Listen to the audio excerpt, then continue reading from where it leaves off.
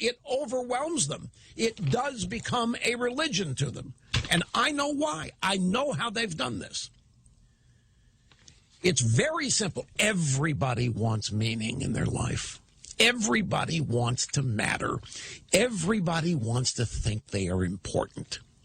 That's the starting point. That's the psychological realization that the advocates of this particular movement have. They know that your average Tom, Dick, and Harry out there who are anonymous, even on Twitter, they want to be relevant. They want to think they matter. They want to think they're making a difference. But they're not. So how do you bring them aboard? Well, the first thing you do is you tell them that the very place they live is threatened and they might die. But they can save it, even though they are part of the problem. See, this is key. They are part of the problem. Unbeknownst to them, they were living their lives, and they were destroying the planet. They were driving SUVs. They were eating beef. Whatever it is, they have been committed. They were destroying the planet, but here comes the redemption, folks. Here comes the salvation. You can save this planet. You can get redemption for your sins.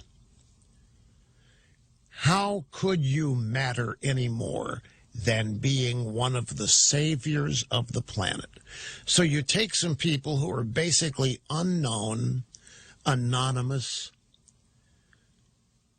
not factors in much of anything, and you've now just converted them.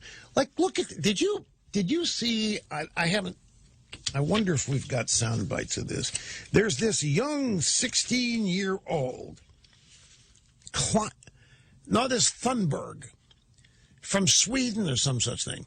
This 16-year-old climate change activist, and she was brought over to testify on Capitol Hill. And she did so yesterday. 16 years old as an expert. And what does she do? She comes over here and starts blaming the United States for the destruction of the world, and blaming the United States for covering it up, and blaming the United States for not being honest in telling its citizens the danger that we're all in, not being honest about the nature of the crisis. And she's being questioned like she was a Hollywood actress, having expertise in this. And she doesn't know what she's talking about, but she cares so much. She cares so much that it was compelling. And it was cute. You know, the reaction was, look at this, that's 16 years old. Look at that maturity, this woman. So she automatically had an audience because she's fulfilling the political objective of this movement, advancing the agenda. And then she made a big deal. She made a big deal how she didn't fly here from Sweden. Oh, no. She went on a boat that was carbon neutral. It took 2 weeks to get across the ocean from wherever she got on it to wherever she got off of it in New York or Washington, wherever. It was Greta Thunberg or some such thing. Well, what they don't tell you is they had to get the boat back to Sweden or wherever. So the crew, to get the boat back, flew over, committing a gigantic carbon footprint in order to get the boat back. There wasn't any savings. There wasn't any neutrality in the carbon footprint. It was all a joke, but it allowed her to make herself look legit and real. 16 years old, and this is how they do it, folks. They scare the hell out of people. This is what Democrat stuff is today. This is what liberalism is. Scare the hell out of it. Wait till you see what's going on at, I think it's Sandy Hook, how they're scaring kids or scaring parents in this school district here. It is the whole nature of the game. Scare everybody to death and then promise the solution, or promise that you don't have to be scared with us around, with the Democrats.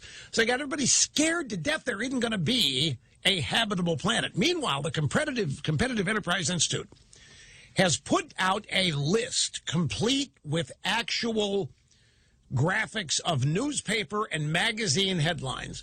All of the phony, all of the fake, all of the incorrect, blatantly wrong predictions of climate demise since the mid-'70s.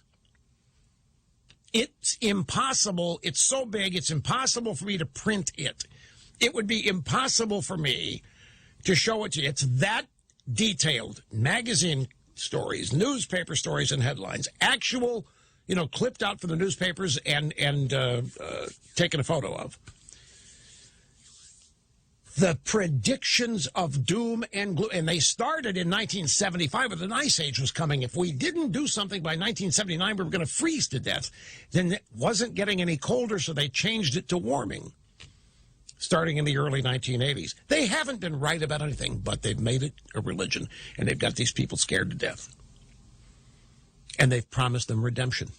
And so people whose lives in their own minds are inconsequential and irrelevant now have purpose. They now have meaning. They are important. They are saving the planet. Well, you're never going to talk them out of what they believe. It's become a religion.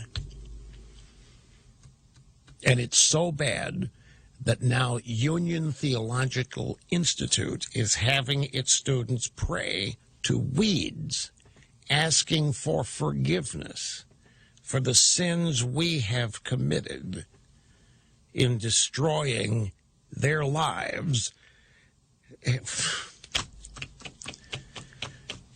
But the thing to remember, as I pointed, despite all this, and this madness, this lunacy has been going on for as long as we've all been alive, and we have continued to triumph over.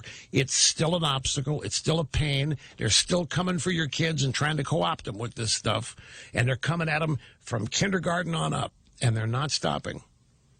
It's something